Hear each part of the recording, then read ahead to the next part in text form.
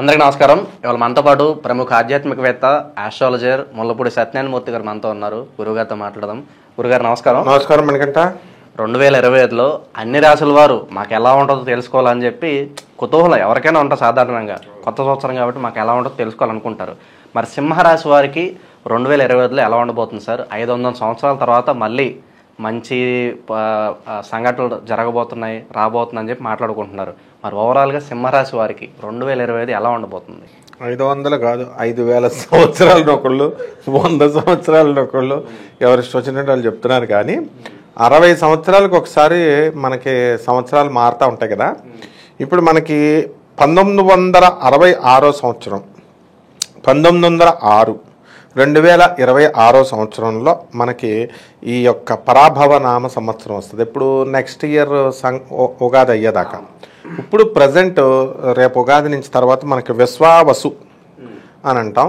ఇది 1965లో అలా కంటిన్యూషన్ వచ్చినప్పుడు మళ్ళీ తిరగబడింది అనమాట. ఇప్పుడు ఈ సంవత్సరం సింహరాశి వాళ్ళు సంపాదిస్తారు. మనకంట డబ్బులు అనమాట. ధనం సమృద్ధిగా ఉంటాయి. మనీ ఫ్లో బాగుంటుంది అంటారు. Full flow. అసలు ఉద్యోగాలు అన్ని రాసుల వాళ్ళకి పోయినాయి, కానీ ఈ సింహరాశి వాళ్ళకి పోలేదు. సింహరాశి వాళ్ళకి విచిత్రం ఏమిటంటే ఈ యొక్క సంవత్సరంలో మనకి మే వరకు ఈ గురుడు మిథున రాశికి అవుతాడు. 14 మే వరకు ఉండి 14 మే 2025లో మిథున రాశికి వెళ్ళిపోతాడు ఆయన. ఆ తర్వాత 18 అక్టోబర్కి ఆయన కర్కాటక రాశికి ట్రాన్సిట్ అవుతున్నాడు. అక్కడి నుంచి మళ్ళీ బ్యాక్కి వెళ్ళిపోతాడు. 5 డిసెంబర్ తర్వాత మనకి 2025 సంవత్సరంలో గురుడు మిథున రాశికి వెళ్ళిపోతాడు. ఇది గురువు యొక్క పాత్ర. దీనివల్ల ఏం జరుగుతుంది ఈ సింహరాశి వాళ్ళకి అని అంటే, మరి కొంతమంది పోలీస్ స్టేషన్లకి, కోర్టు కేసుల్లో ఏ పీరియడ్ నుంచి ఏ పీరియడ్ అంటే గురుడు కర్కాటక రాశిలో ఉన్నప్పుడు ఖచ్చితంగా జరుగుతుంది. కాబట్టి వీళ్ళకి ఆల్రెడీ ఇప్పుడు మనకి జన్మంలోకి కేతు వచ్చాడు. భక్తి పెరిగిపోతుంది. సాయిబాబా భజనలు అందరూ కూడా వాళ్ళు ఇళ్ళకు వచ్చి, ఇప్పుడు అమెరికాలో ఉన్న వాళ్ళ ఇంట్లో వాళ్ళు చేసుకోకుండా ఆ మీటింగ్ వచ్చి మీ ఇంట్లో ఒక వారం, మా ఇంట్లో ఒక వారం అని అలా 10 వారాలు పెట్టుకుంటారు. వీళ్ళందరూ వీళ్ళల్లో కూడా మీటింగ్లు పెట్టుకోవడం, భక్తి కార్యక్రమాల్లో వెళ్ళడం, ఎక్కడో భజన చేస్తుంటే ఒక 20 కిలోమీటర్ల దూరం వెళ్ళి చపాతీలు ఇచ్చి రావడం, ప్రసాదాలు, ఇలాంటి ఆధ్యాత్మిక కార్యక్రమాల్లో లగ్నకేతువు కదా, భక్తి ఎక్కువైపోద్ది. అందువలన ఉద్యోగాల కంటే ముందు భక్తి భజన కార్యక్రమాల్లో ఎక్కువ పాల్గొంటారు ఈ సింహరాశి వాళ్ళు. తర్వాత మన యొక్క రాహు ఉన్నాడు కదా, ఆ రాహు ఏం చేస్తున్నాడు ఇప్పుడు మీనరాశి నుంచి 29 మే 2025 సంవత్సరంలో కుంభరాశిలోకి వచ్చేస్తున్నాడు. దానివల్ల ఏమవుతుందండి అని అంటే, ఇప్పుడు మొన్నటిదాకా శని కళత్రపుత్ర శత్రుత్వ కారణాయ నమః 7వ ఇంట్లో ఉన్నంత వరకు, మే 2025 వరకు ఇప్పుడు గొడవలు జరుగుతూ ఉంటాయి వ్యాపారస్తులతో, భాగస్వాములతో, తర్వాత జీవిత భాగస్వాములతో ఫైటింగ్లు ఇవన్నీ జరుగుతాయి. ఆదాయాలు, డబ్బులు, పుష్కలమైన ఆదాయం. వీళ్ళ సైడ్ బిజినెస్లో చల్లంగా సీనియర్ వైస్ ప్రెసిడెంట్గా అంత పెద్ద స్థాయిలో పెద్ద బ్యాంక్స్లో, రెప్యూటెడ్ బ్యాంక్స్లో, ఎంఎన్సీస్లో, సాఫ్ట్వేర్ కంపెనీల్లో వీళ్ళ ఉద్యోగాలు వీళ్ళు చేసుకోవచ్చు కదా. అక్కడ పీకేదేమీ లేదు, కానీ రియల్ ఎస్టేట్లో చేస్తామండి, వాటిల్లో చేస్తామండి అని వేరే దాంట్లో రిజిస్టర్ చేసుకుంటారు, వేలు పెడతారు. వేలు పెట్టుకున్న తర్వాత మరి డిక్లరేషన్ సంవత్సరం ఇవ్వాలి కదా. వీళ్ళకున్న పనుల వల్ల పాపం మర్చిపోతే ఏమవుతుంది, వాళ్ళు ఊరుకోరు కదా కంపెనీ వాళ్ళు. సీనియర్ వీపీ పోస్టే పోద్దేమో అని గుండెలు లపక టపక అలా కొట్టుకుని ఉంటారనమాట. కానీ పోదు. ఎందుకని అక్కడ శని కాపాడాడు. ఇక్కడ అలా ఉండదు. ఇప్పుడు ఏంటంటే రాహువు గొడవలు పెట్టేస్తూ ఉంటాడు. ఏమి ఆనందా నువ్వు నన్న ఇది అన్నావు. అందువలన వీళ్ళందరూ కూడా ఏమీ వితండవాదాలు చేయకూడదు, సైలెంట్గా ఉండాలి. ఆ విధంగా ఈ యొక్క సింహరాశి వారు మనకి గొడవలకు దూరంగా వెళ్ళాలి. ఇకపోతే మనం విద్యార్థులను చూసుకుందాం. విద్యార్థులు వీళ్ళ చదువు ఎలా చదువుతారా నాయన అంటే, వీళ్ళు ఎప్పటి నుంచి ఎప్పటి వరకు అంటే మే నుంచి అక్టోబర్ వరకే చదువుతారు వీళ్ళు. మళ్ళీ అక్టోబర్ నుంచి మళ్ళీ 5th డిసెంబర్ వరకు డౌన్ అయిపోద్ది. మరి కాంపిటేటివ్ ఎగ్జామ్స్ ఆ టైంలో పడితే గోవిందా. కాబట్టి ఎక్కువ చదువుకోవాలా. గవర్నమెంట్ పరీక్షలు, ఈ యొక్క ఉద్యోగాల కోసం, గవర్నమెంట్ జాబ్స్ కోసం రాసేటటువంటి వాళ్ళు చాలా జాగ్రత్తగా వీళ్ళు చదువుకుంటే మాత్రమే జాబులు వస్తాయన్నమాట. డిసిప్లిన్ అనేది చాలా అవసరము. ఇక అత్తగారులని, మామగారులని బాగా చూసుకోవాలి ఈ కోడళ్ళు. మరి వైవాహిక జీవితం ఎలా ఉండబోతుంది గురుగారు సింహరాశి వారికి? సింహరాశి వారికి వైవాహిక జీవితం ఎప్పుడు ప్రాబ్లం ఉండదు.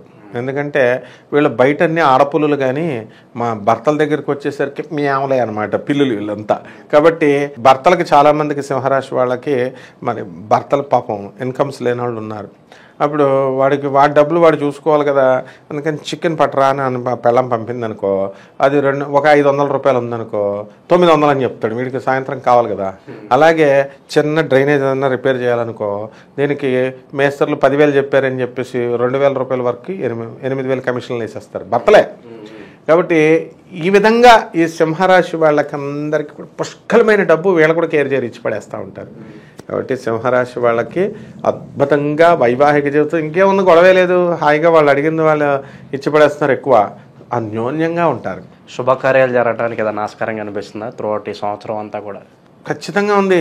వీళ్ళు ఏంటంటే పిలిచినా పిలవకపోయినా శుభకార్యాలకు వీళ్ళు పని కట్టుకొని వెళ్తారు, అక్కడ దగ్గరుండి ఇచ్చేస్తారు. నాకు తెలిసిన సింహరాశి డాక్టర్ దంపతులు 2 ఉన్నారు నాకు. వాళ్ళు ఏం చేస్తారంటే సింహరాశి వాళ్ళు 2 కూడా, వాళ్ళ లక్షణం చెప్తున్నాను నాకు తెలుసు అనమాట. ఎవరు పెళ్ళైనా సరే వీళ్ళు ఒక కవర్లో ఒక 500 రూపాయలు జేబులో పెట్టుకుంటారు. ఇక్కడ ఖైరతాబాద్లో మన డాక్టర్లు వాళ్ళు వెళ్ళిపోయి ఎవరు ముస్లిమ్స్ పెళ్ళైనా ఏదైనా శుభ్రంగా వెళ్ళి భోజనం చేసేసి వచ్చేసేటప్పుడు 500 రూపాయలు కవరు వాళ్ళకి చదివించేసి వస్తారు. ఒక హోటల్కి వెళ్తే ఎంత అవుతుందో అంతా వాళ్ళకి 1000 రూపాయలు 500 ఎంతో అంత ఇచ్చేసి వచ్చేసేవారు. సో ఆ విధంగా పిలవని పేరంటాలకే వెళ్తుంటే శుభకార్యాలు అంటే ఏంటి మనకంట బ్రహ్మాండంగా వాళ్ళ పిల్లల పెళ్ళిళ్ళు, వాళ్ళ పిల్లల చదువులు, ఫ్రెండ్స్ అన్ని భుజస్కంధాల మీద వేసుకోవడమే సింహరాశి వాళ్ళు అంటే. దుమ్ము దులిపేస్తారు, అసలు తగ్గేదే లేదనమాట. భూమికి సంబంధించిన వ్యవహారాలు, మరి భూములు అమ్మడం కానీ కొనడం కానీ మరి ఇది ఎలా ఉండబోతుంది సంవత్సరం? దానివల్లే కదా చెప్పాను ఇందాక, భూములు సంబంధించి కొందామని అతి తిరుగుతేటలతో వీళ్ళు రియల్ ఎస్టేట్ కంపెనీలోకి వెళితే అక్కడ సంపాదించింది 10 పైసలు లేదు, ఉన్న ఉద్యోగానికి ఎసరు వచ్చింది. కాబట్టి రియల్ ఎస్టేట్లో వీళ్ళకి అంత అనుకూలంగా ఇంకా లేదు, ఇంకా పుంజుకోవాలి. ఇప్పుడు కుజుడు కర్కాటక రాశిలోకి వచ్చి కొంచెం డౌన్ పొజిషన్లో ఉన్నాడు, నీచపట్టాడు. అలాంటి ఇంకా కొన్ని సందర్భాలు ఉన్నాయన్నమాట ఈ కుజుడు యొక్క మూమెంట్స్ని బట్టి. కాబట్టి ఈ సింహరాశి వాళ్ళకి ఏంటంటే ఇప్పుడు సరిగ్గా సెప్టెంబర్ ఆ ప్రాంతం, ఆగస్టు సెప్టెంబర్ ప్రాంతానికి వచ్చేసరికి సరిగ్గా చలికాలం అనమాట. వీళ్ళకి వ్యాపారం మీద దృష్టి పోద్ది, రొమాన్స్ మీద దృష్టి పెరిగిపోద్ది.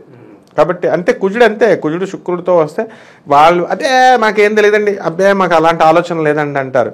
వాళ్ళ శుక్రుడు ఇంట్లోకి వచ్చినప్పుడు ఆయన రెచ్చగొడతా ఉంటాడనమాట ప్రేమని.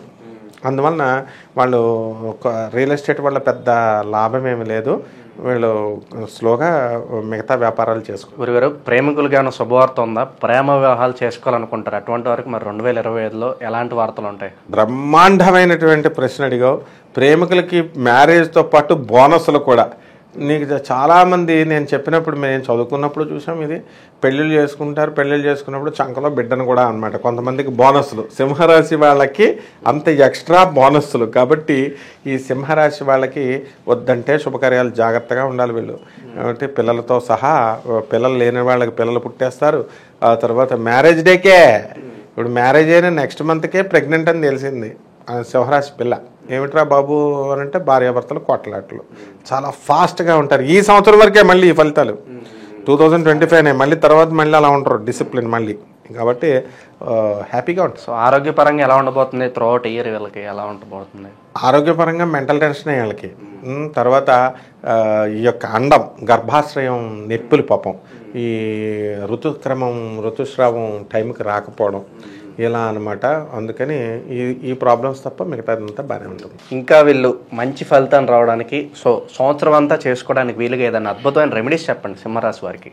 సింహరాశి వాళ్ళు ఏంటంటే ఇప్పుడు అమెరికా లాంటి ప్రాంతాల్లో రావి చెట్లు, తులసి చెట్లు దొరకవు, కొనుక్కొని ఏదో పెట్టుకుంటారు. ఆస్ట్రేలియా అయితే టోటల్ బ్యాన్, అసలు తులసి చెట్టు కూడా ఉండదు. కాబట్టి వీళ్ళంతా కూడా ఏం చేయాలంటే దుర్గాదేవి పట్టుకోవాలి. రాహు జపం, రాహు స్తోత్రాలు, రాహుకి కిలోంపావు మినుముల్ని, ఆవుపేట రంగు ఉన్నటువంటి వస్త్రాన్ని పేద బ్రాహ్మణులకి మనం దానం చేసుకోవడం, సున్నలో కొని పేదవాళ్ళందరికీ పంచడం.